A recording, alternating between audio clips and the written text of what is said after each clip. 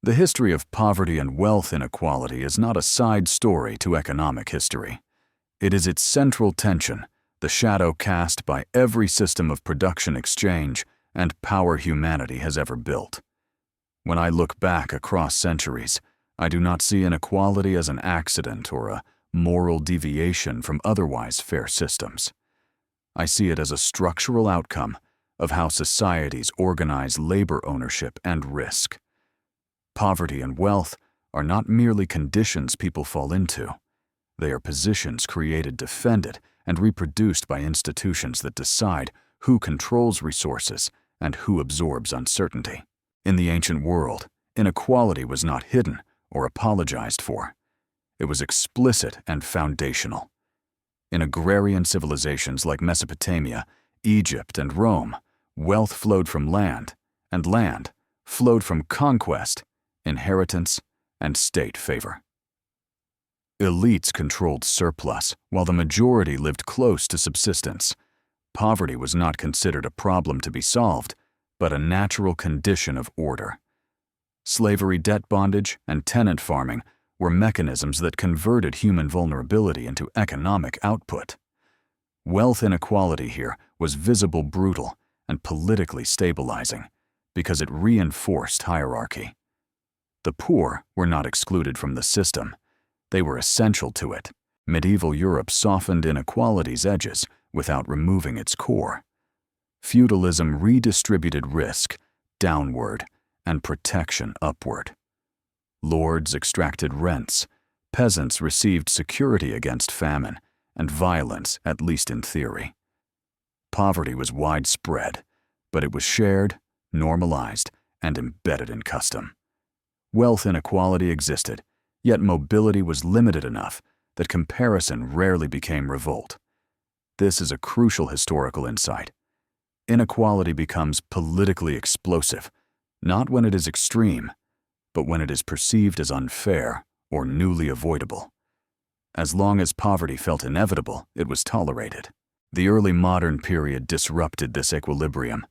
Trade expanded, cities grew, and money began to circulate beyond elite hands.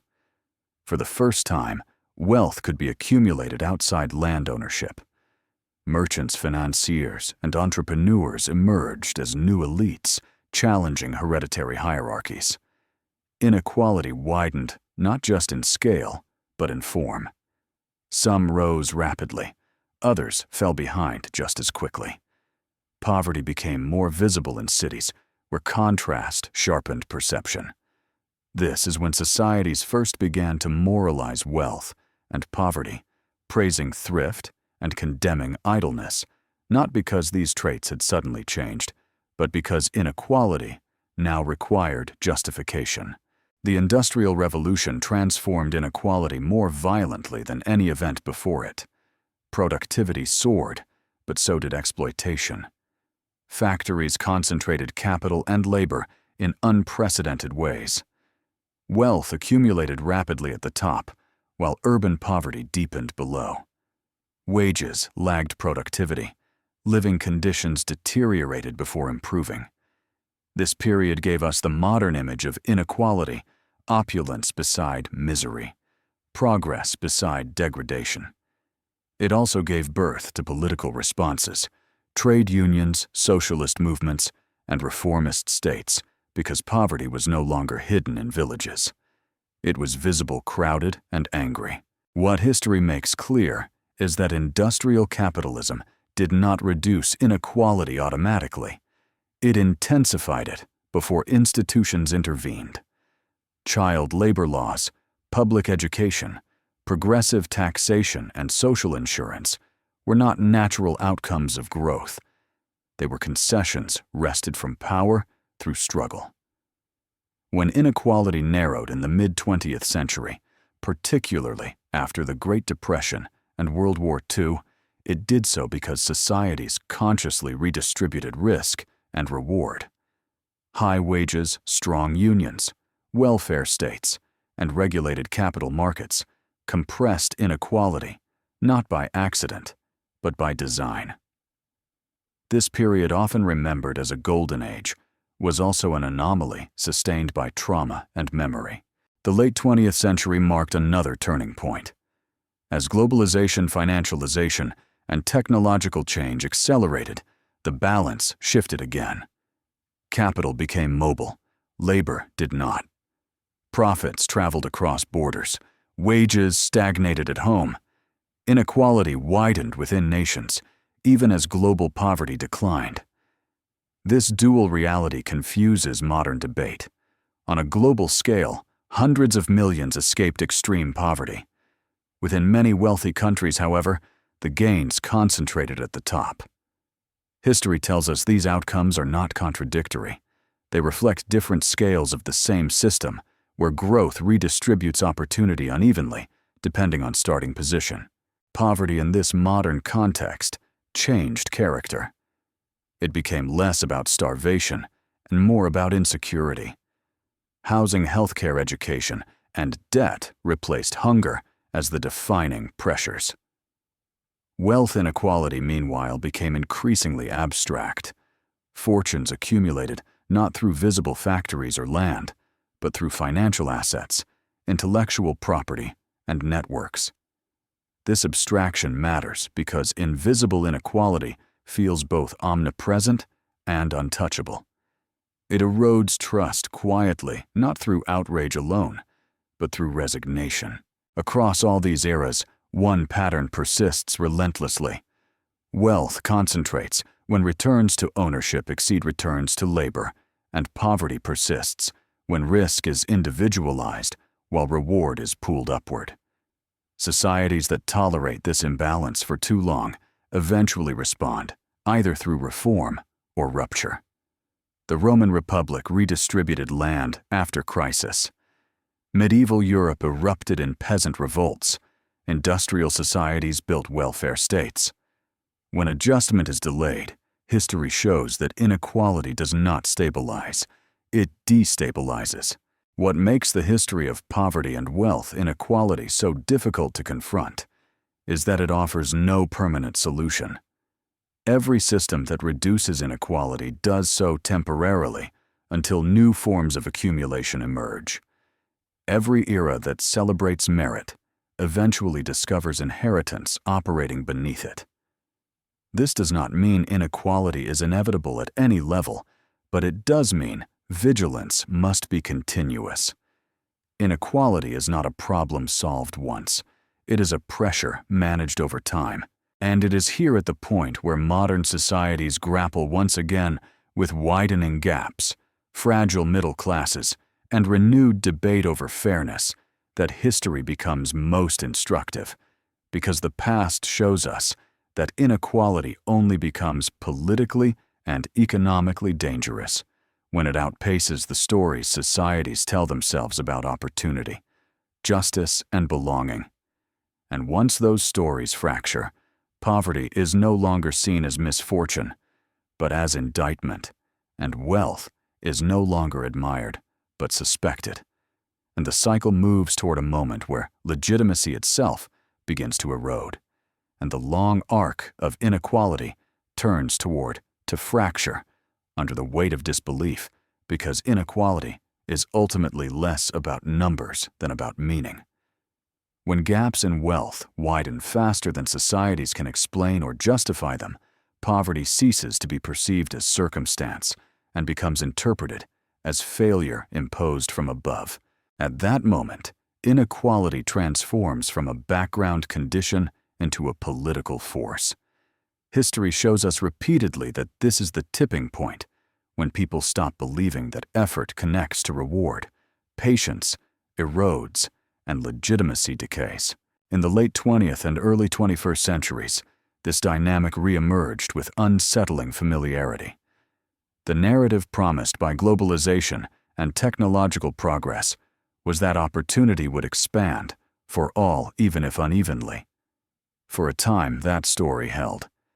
But as wages stagnated for many, while asset values surged for a few, the connection between work and security weakened.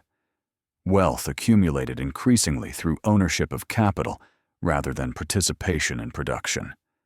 This is not new in history, but its scale and opacity are.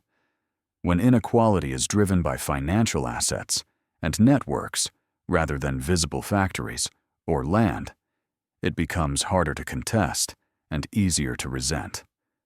Poverty feels personal. Wealth feels remote and unaccountable.